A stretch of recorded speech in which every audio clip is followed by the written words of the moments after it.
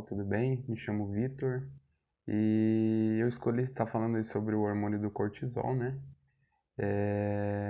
E aqui a gente vai estar falando um pouco sobre o que ele é, né? A gente vai estar falando sobre a sua síntese, sobre sua fórmula química. A gente vai estar falando um pouco também sobre o mecanismo de ação biológico, né? E tá falando um pouco dele sobre a relação que ele tem com a bioquímica metabólica, tá? Então esse foi o hormônio que eu escolhi. Vamos lá, então. Primeiramente, né? O que ele é o cortisol, né? O cortisol ele é um hormônio produzido pelas glândulas suprarrenais, né? Estão localizadas acima dos rins.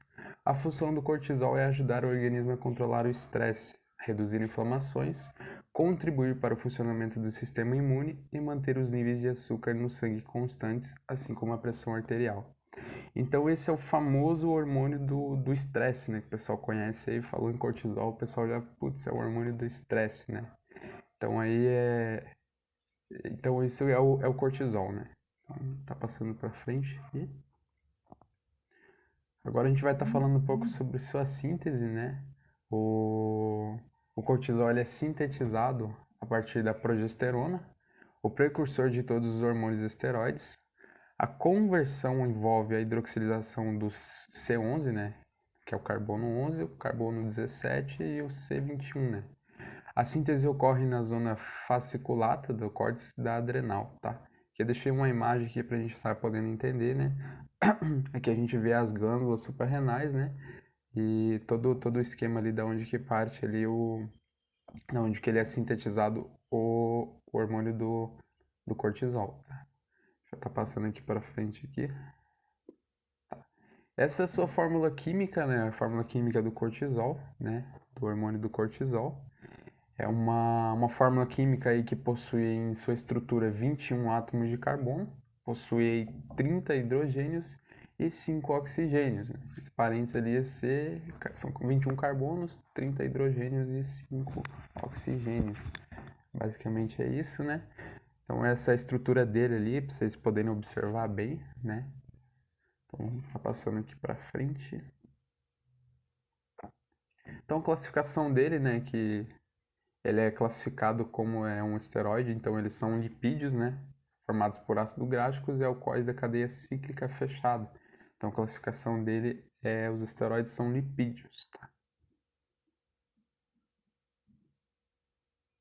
O mecanismo de ação do cortisol, vou estar falando para vocês aqui.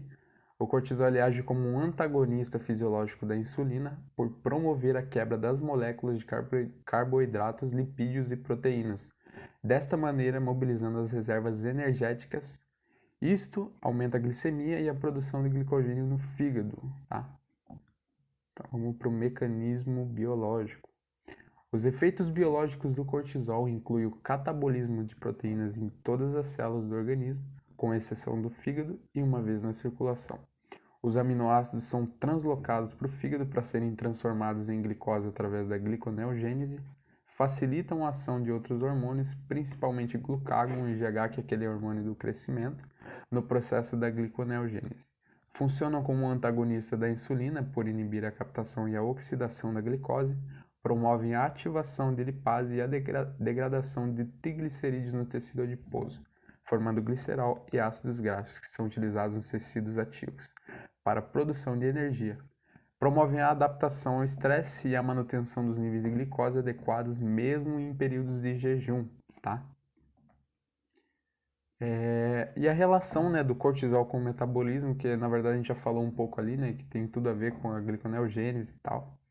Então, o hormônio cortisol ele é conhecido pela sua função catabólica, né, no equilíbrio eletrolítico e no metabolismo de carboidratos, proteínas e lipídios, além de possuir um potente efeito anti-inflamatório.